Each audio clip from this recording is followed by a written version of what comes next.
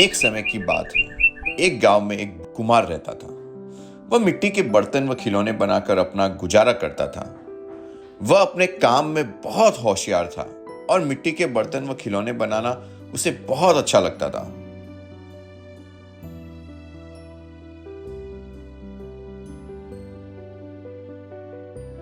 ये क्या कर रहे हो रामू के बाबा? इतना किस काम में लीन हो? तुम्हारी चाय पड़ी पड़ी कब की ठंडी हो गई है और तुमने इसे अभी तक देखा भी नहीं।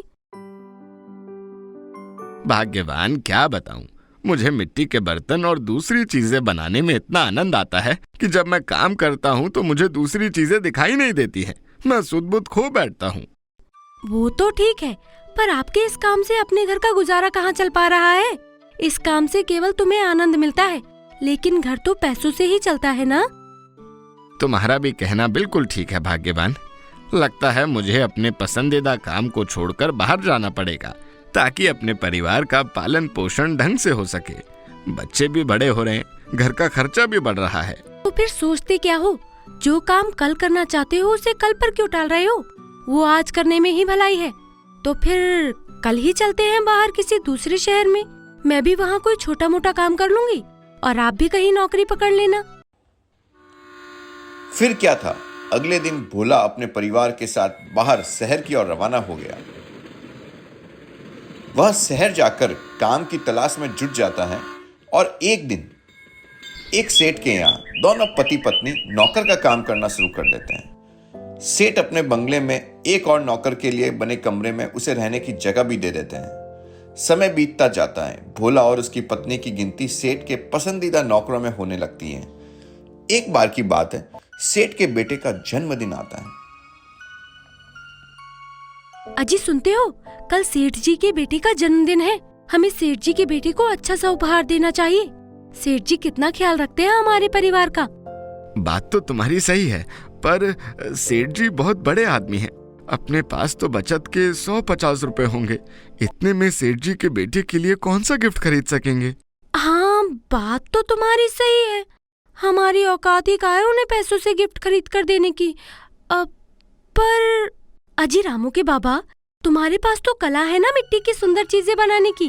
तो सेठ जी के बेटे के लिए एक सुंदर सा खिलौना क्यों नहीं बना देते? शायद उनके लड़के को वो पसंद आ जाए।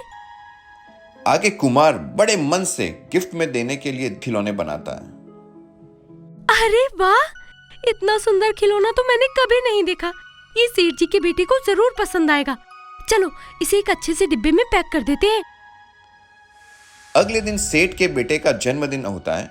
सवेरे सवेरे सेठ जी अपने परिवार के साथ बैठे होते हैं। भोला अपनी पत्नी के साथ गिफ्ट लेकर उनके पास आता है और गिफ्ट आगे करते हुए बोलता है, हैप्पी बर्थडे सोनू भैया, ये मेरी तरफ से आपके लिए बर्थडे पर छोटा सा उपहार। अरे भोला, इसकी क्या जरूरत थी? तुम्हारा तो आशीर्वाद ही बहुत था हमारे बेटे के लिए। तुमने गिफ्ट पर पैसे क्यों खर्च किए? अरे नहीं नहीं सेठ जी, ये गिफ्ट हमने खरीदा नहीं है। ये तो इन्होंने अपने हाथों से बनाया है। हाथों से? अरे वाह बेटा, जरा खोलो तो देखो तुम्हारे चाचा ने क्या बनाया है तुम्हारे लिए। लड़का उपहार खोलता है। उसमें बहुत ही सुंदर राम मंदिर का मिट्टी का खिलौना होता है। अरे वाह अंकल, इतना ब्यूटीफुल गिफ्ट। ये तो राम मंदिर है, अयोध्या वाला। ऐसा गिफ्ट तो मुझे कभी नहीं मिला। आपने तो यहीं से राम मंदिर के दर्शन करवा दिए uncle. Thank you so much. अरे वाह भोला, तुमने अपनी कला अभी तक हमसे छुपा कर रखी थी। तुम तो छुपे रुस्तम निकले। मैंने अभी तक इतना सुंदर राम मंदिर का मॉडल नहीं देखा। वाह, अद्भुत। धन्यवाद सेठ जी। क्या तुम मेरे बिजनेस पार्टनर बनोगे? पार्टनर? इस गरीब से क्यों मजाक कर रहे हो सेठ जी? मैं आपका पार्टनर कैसे हो सकता हूँ? क्यों नहीं हो सकते? हम एक नया बिजनेस खोलते हैं। बिजनेस होगा खिलौने का और उस बिजनेस में कलाकारी होगी तुम्हारी और पैसा लगाऊंगा मैं। जो फायदा होगा 50-50। मंजूर है ना तुम्हें? मैं कोई सपना तो नहीं देख रहा हूँ ना सेठ जी? सपना नहीं, हकीकत है बोला। अब आगे तुम नौकर नहीं, मालिक होगे, मालिक। खिलौने बनाने के कारोबार के मालिक। आगे सेठ जी भोला के साथ मिलकर खिलौने बनाने और बेचने का बहुत बड़ा कारोबार शुरू करते हैं।